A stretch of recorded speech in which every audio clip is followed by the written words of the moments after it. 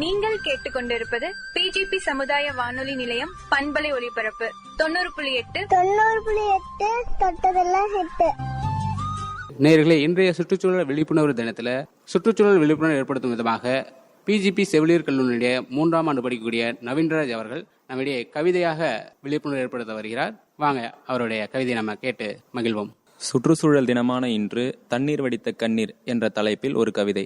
மனிதா, பஞ்சபூதங்களில் ஒருவன் நான், பஞ்சமில்லா நீரை வாரித் தந்தவன், கருவிலே பனிக்குடத்தால் உன்னை பாதுகாத்தவன், தெருவிலே தேடி வந்து உன் தாகம் தீர்த்தவன், நீ வாழ நான் உனக்கு தியாகம் செய்தேன், நான் வாழ நீ எனக்கு துரோகம் செய்தாய், நான் செல்லும் இடங்களெல்லாம் சேர்த்து வேலி போட்டாய், சேர்த்த இடத்தையெல்லாம் விற்று விலை கேட்டாய், மரங்களையெல்லாம் வெட்டி என்னை மௌனமாக்கினாய், மணல்களையெல்லாம் அள்ளி என்னை மலடியாக்கினாய், நான் வடித்த குழாய்கள் துருப்பிடிக்க கண்ணீர் வடிக்கிறது, நான் விளையாண்ட வாய்க்கால் எல்லாம் விரிவோடி வாடி கிடக்கின்றது, இலவசமாய் கிடைத்தேன், என்னை இழந்து விட்டு நிற்கின்றாய், பணம் கொடுத்து வாங்கினாலும் என்னை பற்றாக்குறையாய் பெறுகின்றாய், தண்ணீரை சேகரிக்க நீ ஒருபோதும் முயலவில்லை, ஆழ்துளையிட்டு தோண்டுகின்றாய், அங்கும் நான் வரவில்லை, மழை நீராய் கண்ணீர் வடித்தேன், மண்ணில் சேர வழியின்றி திணற வைத்தாய், என் வீட்டு வழிகளெல்லாம் நீ வாழும் இடமாக்கினாய், பொறுமையின் உச்சமாய் வேறு வழியின்றி ஊருக்குள் ஓடி வந்தேன்,